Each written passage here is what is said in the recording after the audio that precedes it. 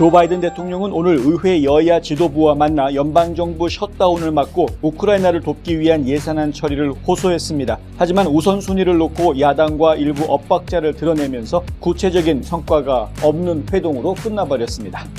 미국 국민들은 정부 운영이나 경제보다 불법 이주민 문제를 더 우려하고 있으며 멕시코 국경을 통해 이주민의 불법 입국이 사상 최고치를 기록하면서 반이민 정서가 확대돼 도널드 트럼프 전 대통령의 높은 지지율에 기여하고 있다는 분석이 나왔습니다.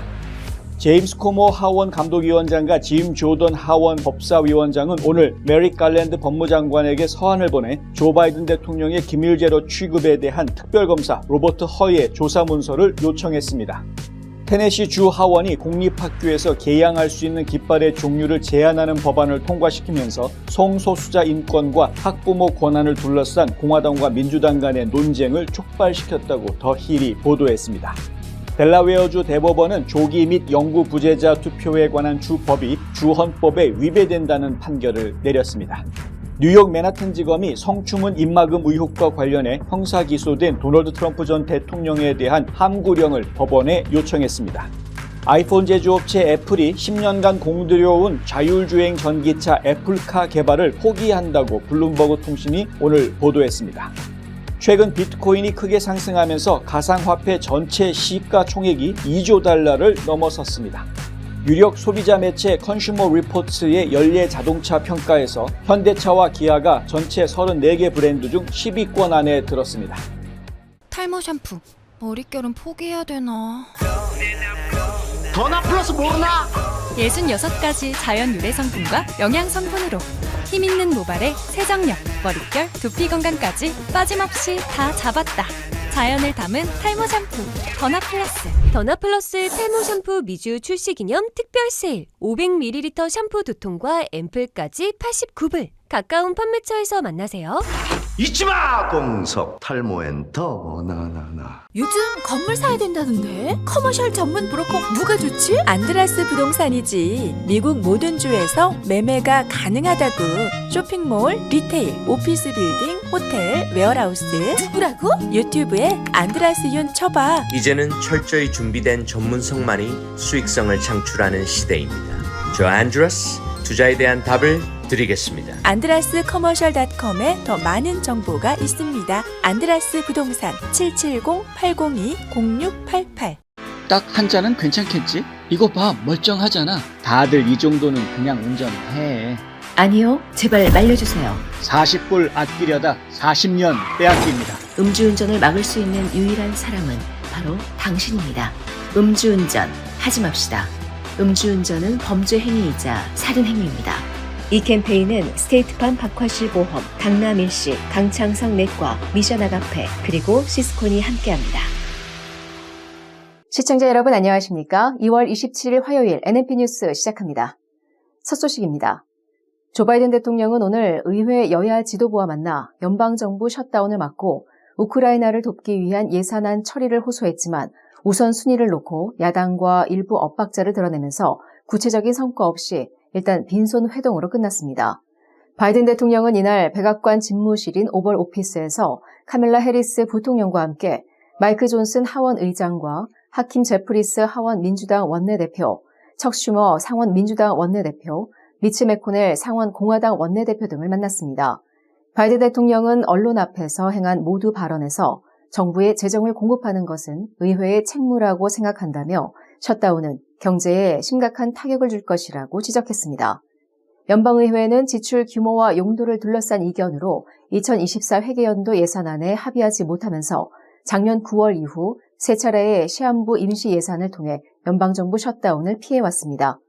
바이든 대통령은 또 우크라이나 전쟁 상황이 절박하다면서 우크라이나 지원액을 포함하는 안보 패키지 추경 예산안 처리를 당부했습니다.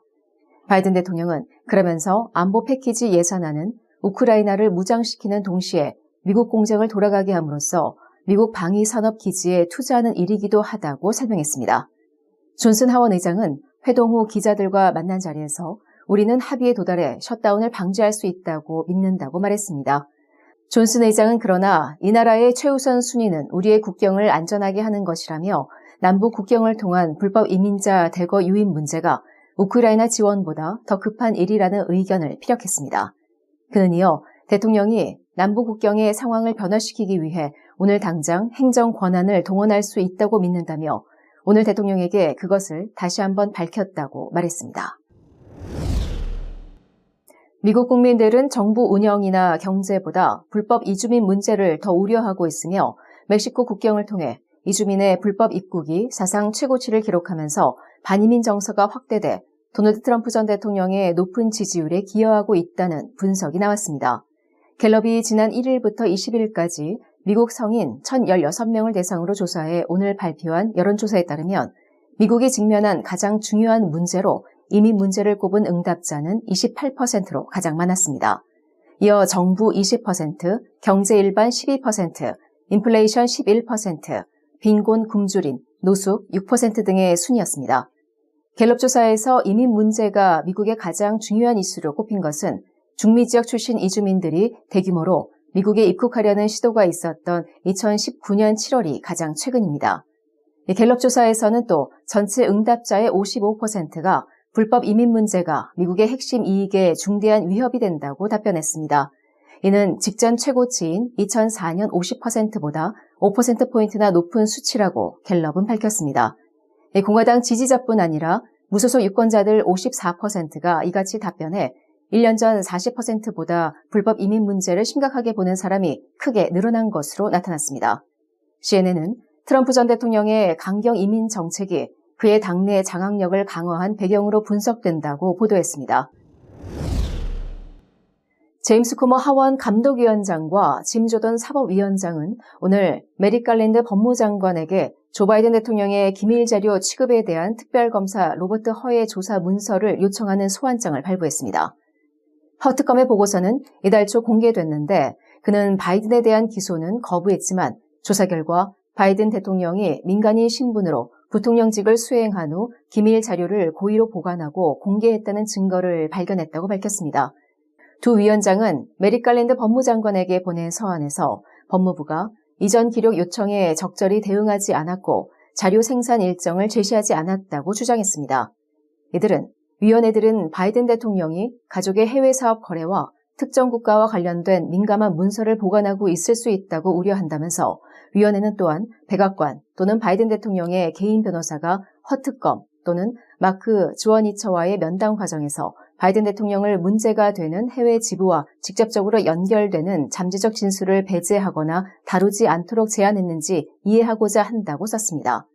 조던 위원장은 성명에서 로버트 허 특별검사의 바이든 대통령의 기밀문서 오남용에 대한 조사는 이 나라에 이중적인 사법 기준이 있다는 것과 조 바이든은 공직에 적합하지 않다는 두 가지를 분명히 했다면서 그의 수사 기록과 자료는 우리의 감독 업무에 매우 중요하다고 말했습니다.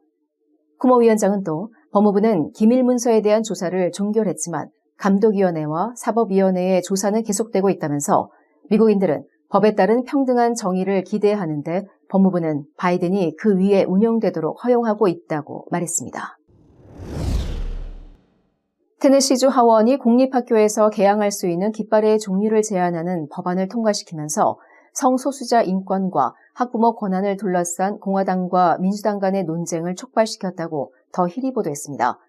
공화당 다수파가 지지하는 하원 법안 1605는 공립학교에 미국 국기와 주 국기만 개양하도록 규정하고 있으며 전쟁 포로, 실종자 배너나 공식 학교 깃발 등은 예외로 허용한다고 명시했습니다. 명시적으로 언급되진 않았지만 이 법안은 성소수자들의 프라이드 깃발과 블랙 라이브스 매터 깃발을 겨냥한 것으로 보입니다. 이 법안을 이끈 진호 불소 주 하원 의원은 이 법안이 교실의 프라이드 깃발에 대한 유권자들의 불만을 대변하며 학부모의 권리를 보호한다고 주장했습니다. 반면 민주당원들은 이 법안이 성소수자 가족을 소외시키고 성소수자, 특히 학생들에 대한 차별을 조장한다고 주장했습니다. 민주당은 또한 이 법안이 유엔기나 평화기 등 승인된 목록 이외의 국기를 학교에 전시하는 것도 제한하고 있다고 주장했습니다. 샘 맥켄지 주 하원 의원은 이 법안은 특정 깃발만 허용하도록 간극을 좁히는 것인데 이것이 이 법안의 문제다라고 말했습니다. 이 법안은 현재 주 상원으로 넘어갔으며 통과될 것으로 예상됩니다. 델라웨어주 법원은 조기 및 영구 부재자 투표에 관한 주 법이 주 헌법에 위배된다는 판결을 내렸습니다. 델라웨어주 고등법원은 금요일 주의회가 통과시킨 2019년 법안이 10일간의 사전투표를 허용하는 것은 총선을 단 하루만 실시하도록 한 주 헌법에 위배된다고 판결했습니다.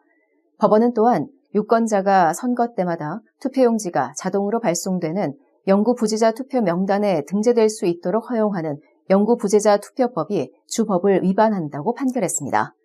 이 투표법은 델라웨어 선거관리국의 선거감독관인 마이클 메델라를 대신해 공익법률재단이 2022년 처음 소송을 제기했던 것입니다. 공익법률재단은 또한 2022년 메델라를 대변해 당일 유권자 등록과 우편 투표를 허용하는 주법에 관한 소송을 주 대법원에 제기해 승소한 바 있습니다. 주 대법원은 해당 법이 주 헌법에 위배된다는 판결을 내렸습니다. 제이 크리스천 아담스 공익법률재단 회장은 이 결정은 조기 및 영구 부재자 투표를 허용하는 델라웨어 주법을 무효화했다며 주에서는 주 헌법과 상충되는 선거법을 통과시킬 수 없다고 말하고 이번 결정은 법치주의의 승리라고 덧붙였습니다. 가족, 미래, 행복, 꿈, 건강, 아름다운 삶, 슬기로운 보험 생활로 가능한 것들입니다. 박화실보험을 만나보세요. 자동차 보험, 집보험, 비즈니스 보험, 워커스컴, 생명보험, 의료보험은 물론이고 주택융자, 재융자, 자동차융자, 개인융자 등 은행 업무에 IRA, 401k, 애뉴이티 등 은퇴 및 재정 설계까지 모두 한 곳에서 도와드립니다. 100년을 한결같이 좋은 이웃으로. 보험의 중심에는 박화실보험이 있습니다. 마리화나를 사용한 12학년 학생의 약 63%가 베이핑을 통해 섭취했다는 통계가 나왔습니다. 지난달 12세에서 17세 청소년 약 60만 명 마리화나 이외의 불법 약물을 사용했습니다. 점점 더 많은 학생들이 대마초를 사용하고 있습니다. 당신의 자녀는 안전합니까? 마약.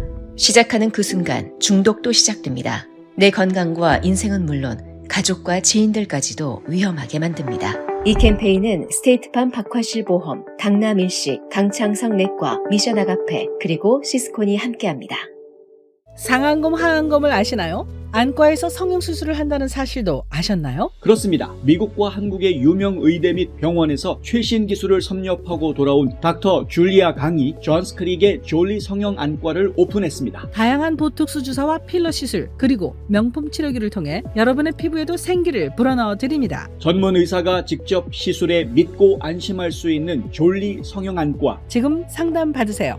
770-629-0600. 다음 소식입니다. 뉴욕 맨하탄지검이 성추문 입막음 의혹과 관련해 형사 기소된 도널드 트럼프 전 대통령에 대한 함구령을 법원에 요청했습니다. 엘빈 브레그 맨하탄지검 검사장은 어제 트럼프 전 대통령이 다른 재판에서도 적으로 규정한 사람을 공격한 전력이 있다면서 법원에 트럼프 전 대통령에 대한 제한적인 함구령을 요청했습니다.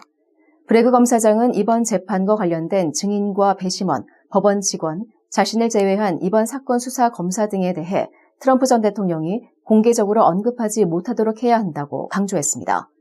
또한 자신의 경호 담당 뉴욕 경찰관인 니컬러스 스피스틸리의 진술서 등에 대해서도 트럼프가 공개적으로 언급하지 못하도록 해야 한다고 주장했습니다. 이에 대해 트럼프 전 대통령 측은 함구령은 언론의 자유를 보장한 수정헌법 제1항에 따른 트럼프 전 대통령의 권리를 중대하게 침해하는 위헌적인 발상이라고 강력히 반발했습니다. 트럼프 전 대통령은 스토미 데니얼스에 대한 입막음용 돈 지급과 관련해 기업 문서 조작 등 34개 혐의로 기소됐으나 모든 혐의에 대해 무죄를 주장하고 있습니다. 아이폰 제조업체 애플이 10년간 공들여온 자율주행 전기차인 애플카 개발을 포기한다고 블룸버그 통신이 소식통을 인용해 오늘 보도했습니다. 소식통은 애플이 전기차를 연구해온 조직인 스페셜 프로젝트 그룹을 해산할 예정이며 이런 사실을 내부적으로 프로젝트에 참여하고 있는 약 2,000명의 직원에게 알렸다고 전했습니다.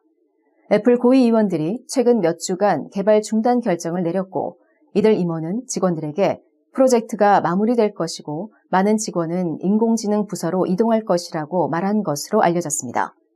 블룸버그 통신은 일부는 해고될 수도 있다고 전했지만 정확한 해고 규모는 알려지지 않았습니다. 당초 애플카는 2025년 출시될 것으로 알려졌으나 2026년으로 한 차례 연기된 뒤 2028년으로 연기됐다는 보도가 나왔었습니다. 애플과 개발 포기 소식이 알려진 오늘 뉴욕 증시 정규장에서 애플 주가는 0.81% 올랐고 시간의 거래에서도 0.2% 안팎의 상승률을 나타냈습니다. 최근 비트코인이 크게 상승하면서 가상화폐 전체 시가총액이 2조 달러를 넘어섰습니다. 오늘 가상화폐 거래소 코인베이스 등에 따르면 동부시간 기준 이날 오후 1시 30분 가상화폐 전체 시가총액은 2조 1,400억 달러로 집계됐습니다.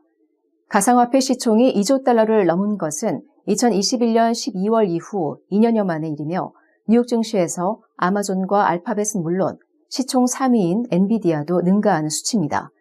비트코인은 올해 들어서만 가격이 30% 넘게 상승했고 시총은 1조 1,000억 달러로 뉴욕 증시 시총 6위인 페이스북 모회사 메타에 육박합니다. 또한 시총 2위 이더리움 가격도 올해에만 40% 넘게 오르면서 시총도 3,893억 달러로 껑충 뛰어올라 삼성전자 시총보다도 커졌습니다.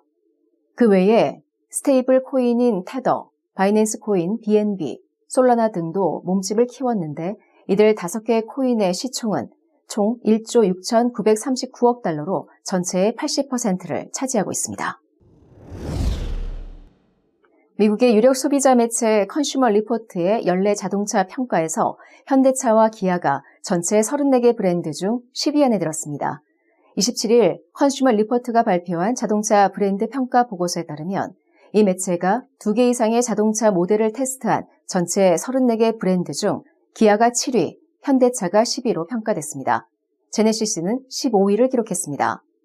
이 매체는 각 자동차 제조업체의 모든 모델에 대한 도로주행 테스트 점수와 회원들이 매긴 신뢰성 점수, 차 소유주의 만족도 집계 자료, 안정성 등을 종합해 순위를 매기고 있습니다.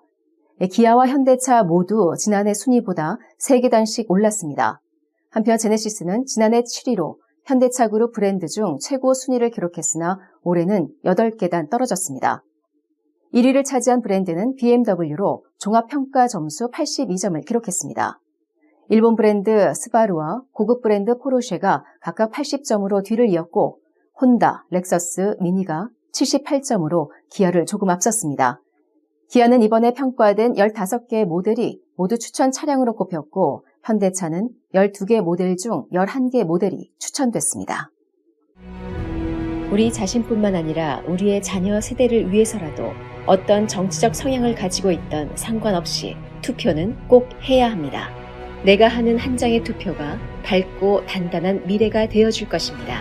우리 한인들 모두 투표합시다. 투표하십시오. 투표하십시오. 우리의 가정, 지역사를 위해 투표해주세요. 한인 동포 여러분, 우리 투표를 합시다. 한인사를 위해서 투표합시다. 동포들의 유상을 높입시다. 이것이 미래를 좌우합니다. 투표합시다. 미래를 위해 꼭 투표해주세요. 투표합시다. 반드시 투표합시다. 이 캠페인은 시스콘이 함께합니다. 화장품 백화점 미쓰 화장품 인터넷 주문도 가능합니다. 고객의 꿈을 실현하는 은행 메트로시티은행, 한 곳에서 시작되는 안정된 미래 선우인어 보험. 뉴스앤포스트는 페이스북, 유튜브, 카카오톡, 트위터 등 다양한 플랫폼으로 컨텐츠를 전달하고 홍보 효과를 극대화해드립니다.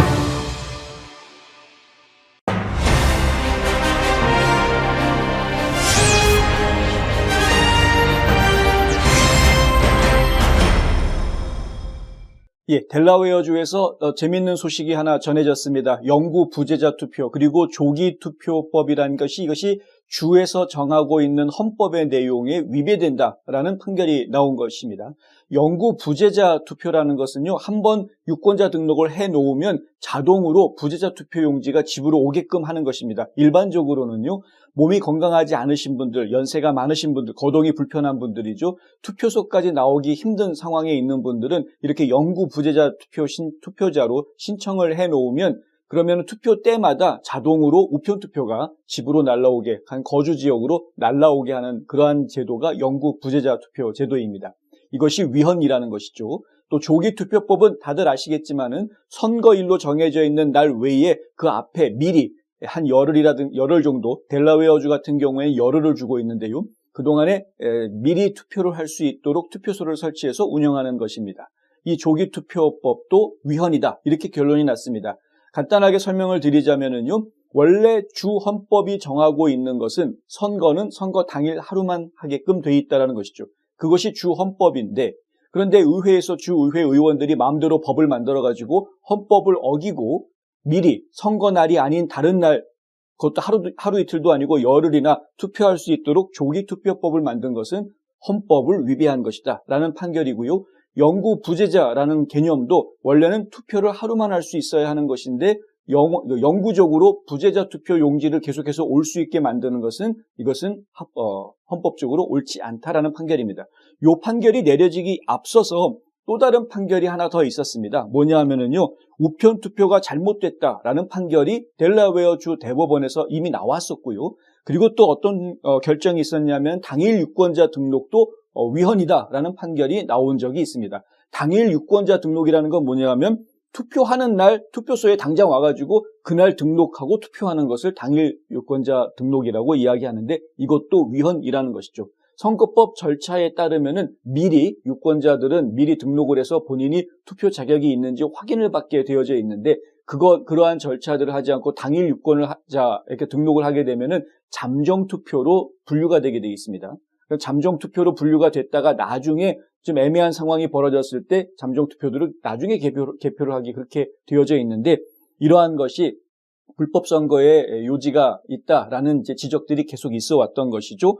우편 투표도 마찬가지 아닙니까? 벨롯 하베스팅이니 뭐니 해가지고 불법 선거에 악용될 수 있는 충분한 소지가 있다 해서 문제가 되었던 것이고요. 근데 이러한 것들이 지금 델라웨어 주 대법원에서는 전부 다 위헌 판결을 받고 있다라는 것입니다.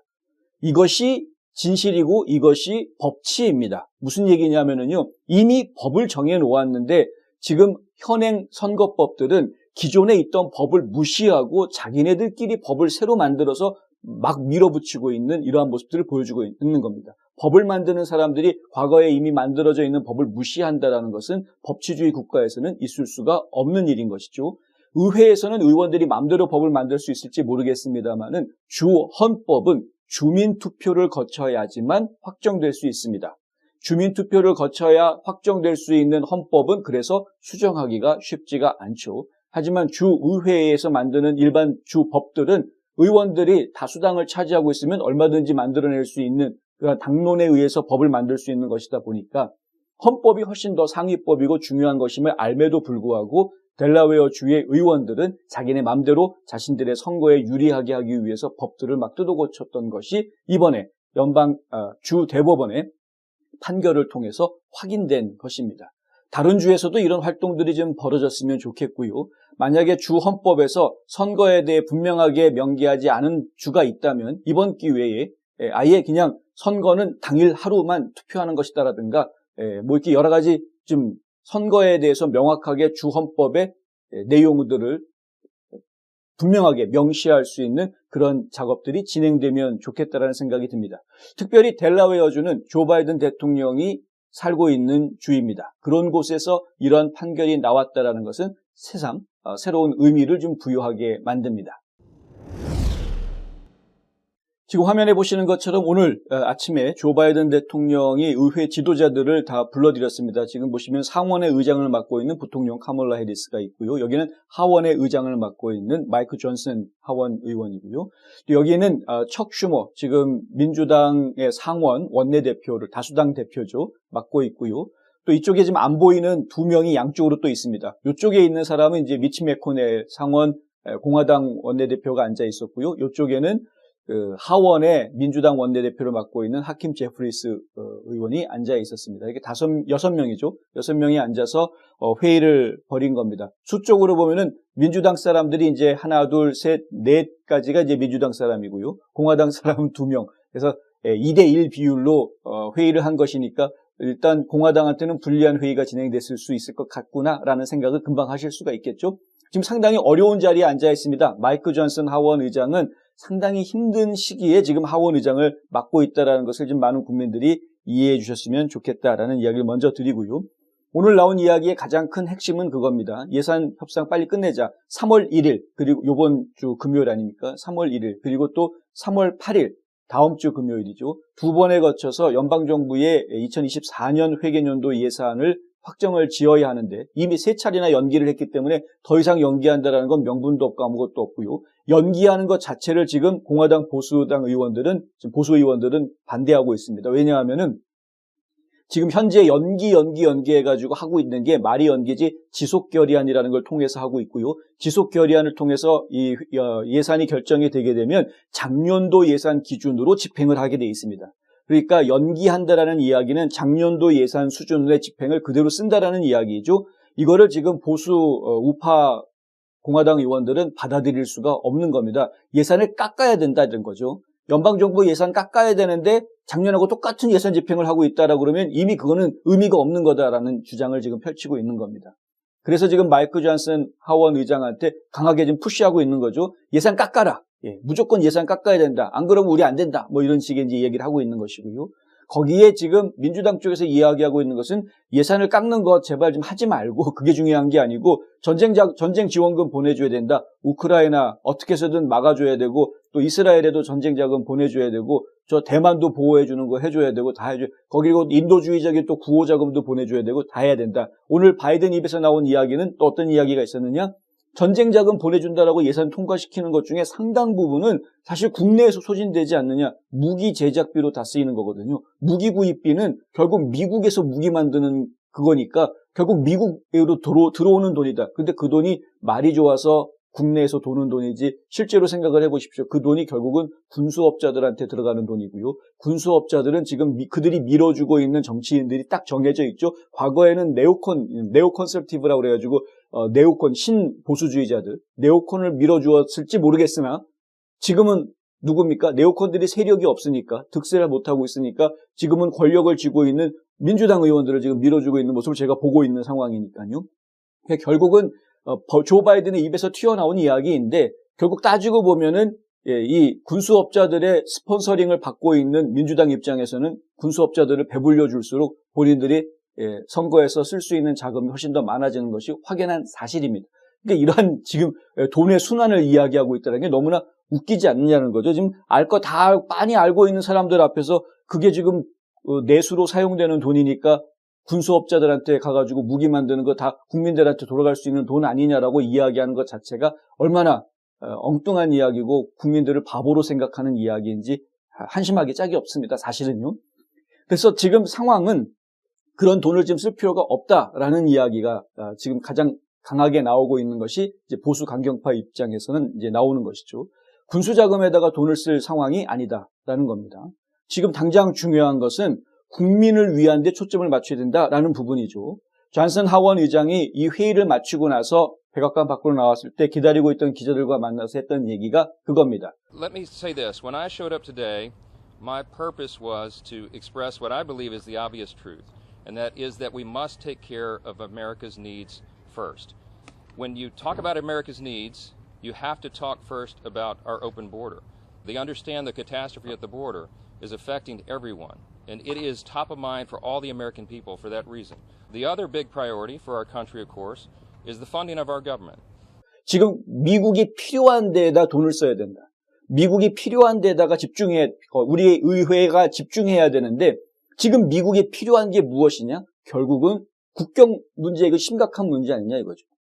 지금 불법 입국자들 넘쳐나는 문제, 그게 불법 입국자들이 넘쳐난다라는 사람 들어오는 것 자체만이 문제가 아니고요. 거기에 따라 들어오는 각종 범죄, 마약 이런 것들이 지금 문제가 되고 있는 것 아닙니까? 인신매매니 성매매니 거기에 마약 문제까지, 그러니까 각종 범죄가 따라 들어오고 있고 거기 무슨 일이 벌어질지 모르고 테러리스트, 감시 리스트에 있는 사람들이 몇백 명씩 지금 걸려드는 이런 상황이니 이 지금 국가 안보 자체가 흔들리고 있는 문제인데 여기에 집중할 생각은 안 하고 지금 왜 해외에다가 눈을 돌리려고 하느냐라는 겁니다.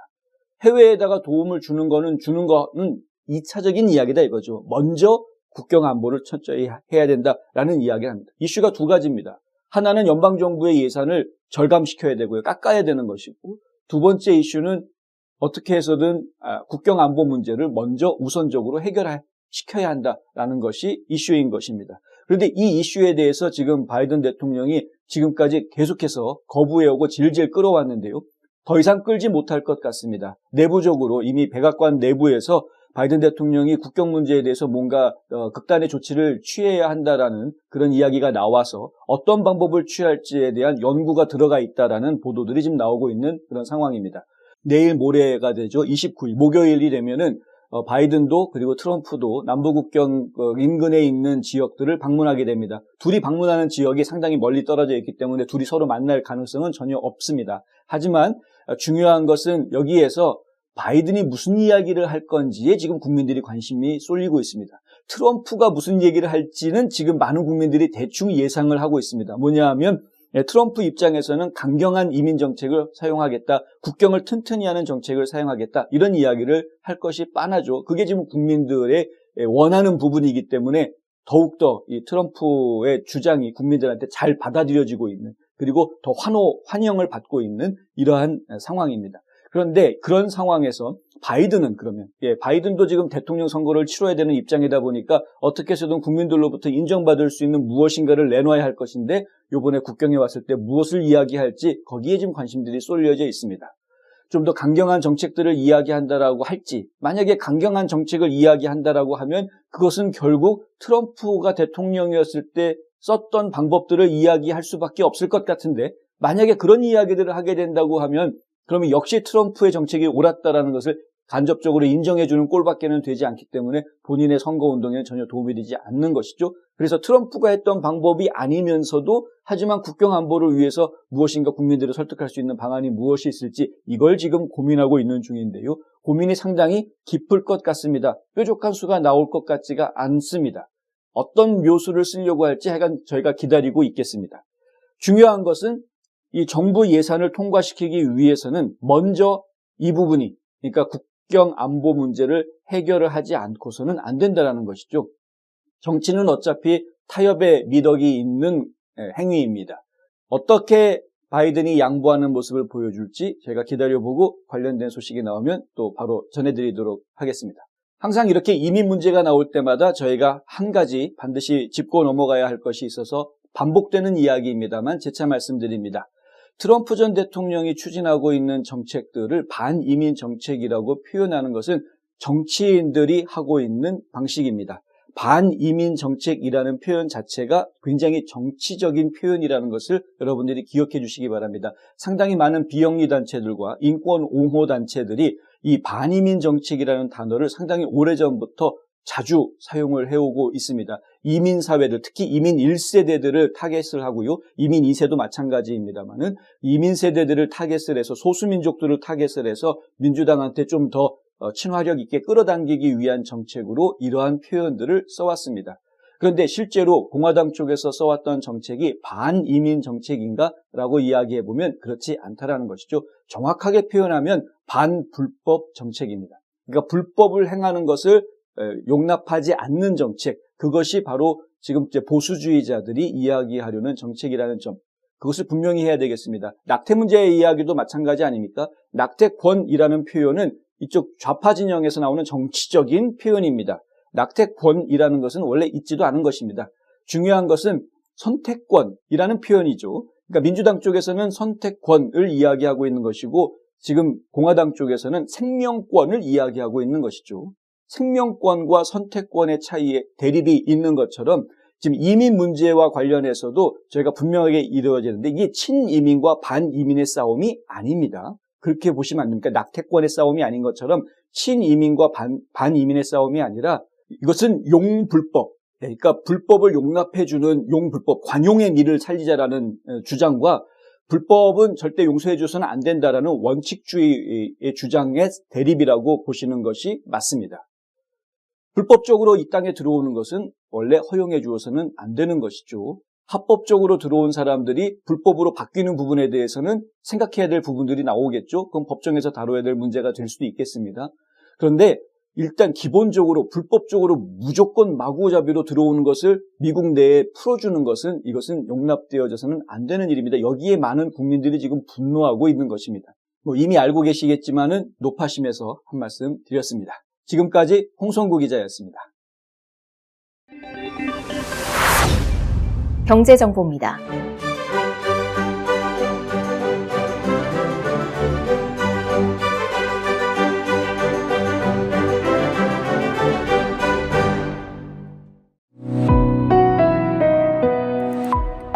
날씨 정보입니다.